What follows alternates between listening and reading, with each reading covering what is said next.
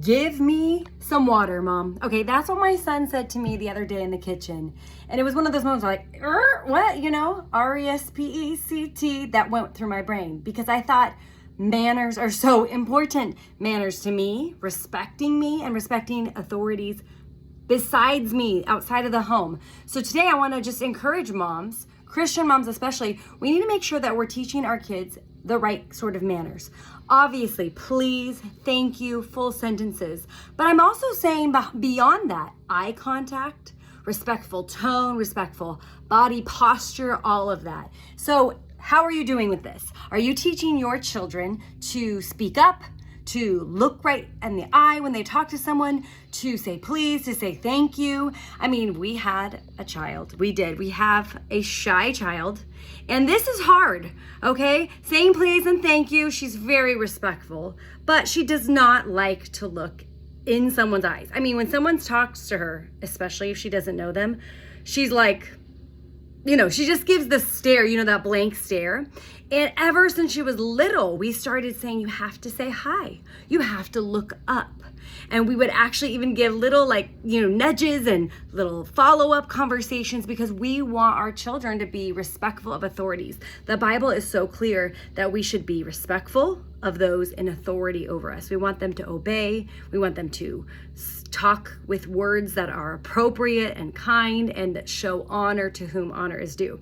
So I think we need to be modeling it as moms. We need to make sure that we're using the right sort of please, thank you language, that we are showing them how we want them to live. Of course, we need to live out God's word in front of our children, but we also need to teach it. We need to take the time to sit down with our children, read a book about manners, point it out and say, kids, I expect you to look in the eyes of the adult.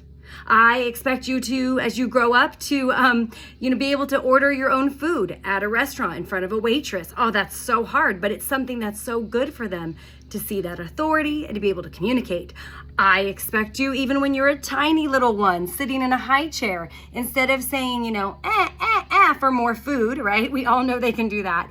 I expect you to use the sign language for please and thank you, to begin really teaching our children to use these words and phrases and terms as a way to be respectful of those around you. So we need to model it, we need to teach it, and we need to require it, especially when we're going out in public. If you have shy children, if you have children who are potentially uncomfortable in some of those situations, meeting new people, even at church, when someone talks to them, give them that pep talk. I love the family pep talk in the car, right? Hey, we're headed to church. There's going to be someone who knows you and you've never met them before. You don't recognize them, but we're in a safe spot.